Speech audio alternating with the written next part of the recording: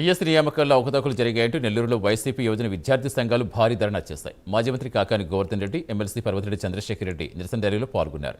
మంత్రి లోకేష్ వెంటనే రాజీనామా చేయాలని డిమాండ్ చేశారు. ఈ నిరసన ర్యాలీ వీఆర్సీ సెంటర్ నుంచి గాంధీ బొమ్మ వరకు సాగింది. డిఎస్ నియామకాల అక్రమాలపై సీబీఐ ద్వారా పూర్తిస్థాయి విచారణ జరిపించాలని మాజీ మంత్రి కాకాని డిమాండ్ చేశారు. క్రీడాకోటలో చంద్రబాబు, లోకేష్ సిఫార్సులు ఉండేవారికి ఉద్యోగాలు వచ్చాయని కాకాని ఆరోపించారు. నీట్ లీక్ అంశంపై కేంద్ర మంత్రి రాజీనామా చేసినట్టే లోకేష్ కూడా రాజీనామా చేయాలని తెలిపారు. లోకేష్ రాజీనామా చేసే వరకు తమ పోరాటం ఆగదని పర్వతిరెడ్డి చంద్రశేఖర్ రెడ్డి పేర్కొన్నారు.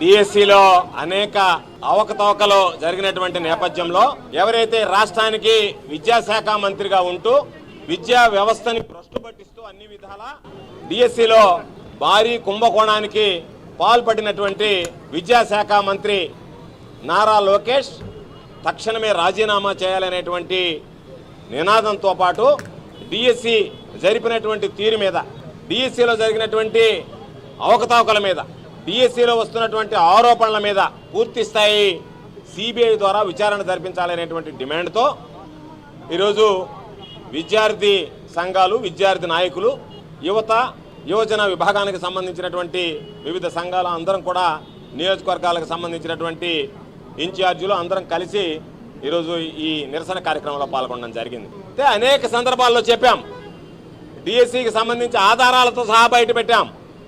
ఈరోజు కూడా ఇక్కడికి వచ్చినటువంటి సందర్భంలో ఒక వ్యక్తి వచ్చి మా కుటుంబంలో నా బిడ్డకు అన్యాయం జరిగింది, ఈ ప్రభుత్వంలో కష్టపడి రాసినటువంటి వాళ్ళకి న్యాయం జరగలేదు అని చెప్పి ఈరోజు మాట్లాడేటువంటి పరిస్థితి ఏర్పడింది.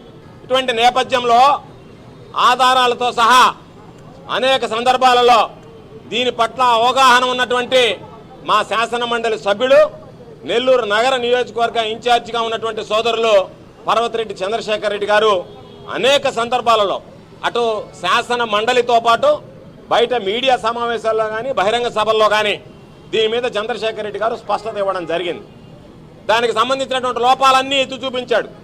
ఎవరైతే బంగారు పథకాలు సాధించారో వాళ్ళు మాత్రం స్పోర్ట్స్ కోటాలో రాలేదు, కానీ అసలు క్రీడా మైదానంలో అడుగు పెట్టినటువంటి వాడికి ఈరోజు స్పోర్ట్స్ కోటాలో ఉద్యోగం రావడం అనేటువంటిది అత్యంత దుర్మార్గమైనటువంటి పరిస్థితి ఈరోజు భారతదేశానికి ప్రాతినిధ్యం వహిస్తూ ఉంది.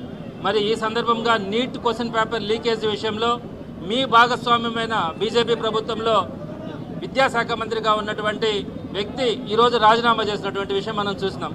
మరి అతి పెద్ద స్కామ్ అయిన డిఎస్సికి సంబంధించి మీ ఇష్టానుసారం ఉద్యోగాలు ఇచ్చుకోవడం, అర్హత లేనటువంటి వారికి ఉద్యోగాలు ఇచ్చుకోవడం, ప్రధానంగా టీచర్ల విషయంలో, డాక్టర్ల విషయంలో ఈ సమాజంలో కొన్ని రూల్స్ ఉన్నాయి. వారికి సంబంధించి ఎటువంటి వారికి ఇవ్వాలన్నది, మిగతా డిపార్ట్మెంట్స్ అన్నిటికీ కొన్ని ఫ్లెక్సిబిలిటీస్ ఉన్నా కూడా ఈ రెండు డిపార్ట్మెంట్స్లో ప్రతి ఒక్కరికి కూడా ఉద్యోగం ఇవ్వాలంటే కొన్ని నిబంధనలు, అర్హతలు ఉన్నాయి. మరి వాటన్నింటినీ కూడా తొంగలో తొక్కి ఎలాంటి అర్హతలు లేని వాళ్ళందరికీ కూడా మీరు ఈరోజు ఉద్యోగాలు ఇచ్చినటువంటి పరిస్థితి.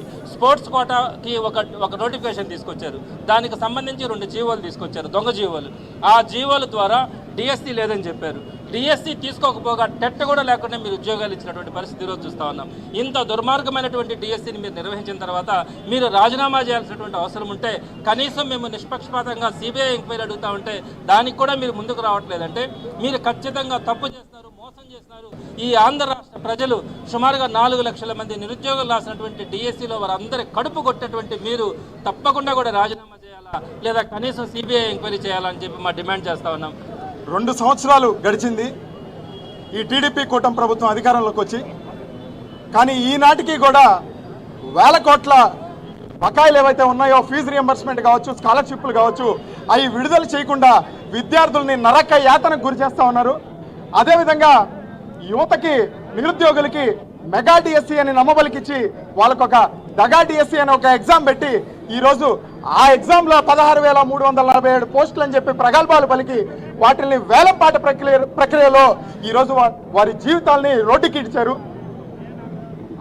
ఆ నిరుద్యోగులు, ఆ యువత ఎవరికి చెప్పుకోవాలో తెలియక మా నాయకుడు నెల్లూరు నగర నియోజకవర్గ ఇన్ఛార్జ్ పర్వతిరెడ్డి చంద్రశేఖర్ రెడ్డి గారి దృష్టికి తీసుకెళ్తే ఆయన వెంటనే మా పార్టీ అధ్యక్షులు, మాజీ ముఖ్యమంత్రి జగన్మోహన్ రెడ్డి గారికి సార్ వీరికి అండగా ఉండాలని చెప్తే త్వరగా వెంటనే స్పందించి జగన్మోహన్ రెడ్డి గారు వాళ్ళందరినీ ఒక మీడియా సమావేశం ఏర్పాటు చేసి ఆ డిఎస్సి అభ్యర్థులందరినీ కూర్చోబెడితే నిస్సిగ్గుగా, జుగుప్సాకరంగా జగన్మోహన్ రెడ్డి గారి మీద కావచ్చు, అదేవిధంగా చంద్రశేఖర్ రెడ్డి గారి మీద కావచ్చు ట్రోలింగు, అదేవిధంగా కొన్ని ఫేక్ ప్రచారాలు చేశారు.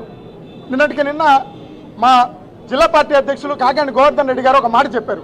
మేమందరం అడిగాం, మీలాంటి మీడియా మిత్రులు కూడా అడిగారు, సార్ కేంద్రంలో భారతీయ జనతా పార్టీకి సంబంధించినటువంటి ఒక మంత్రి విద్యార్థులు యువత నిరసిస్తే రాజీనామా చేశారు కదా నైతిక బాధ్యత వహిస్తూ, మరి ఇక్కడ చేయరేంటి సార్ అంటే ఆయన ఒకటే మాట చెప్పారు, మీరందరూ కూడా వినాలి బాబు, నైతిక విలువలు ఉన్నోడికి నైతిక బాధ్యత ఉంటుంది, నైతిక విలువలు లేనోడికి నైతిక బాధ్యత ఏముంటుంది నాయన?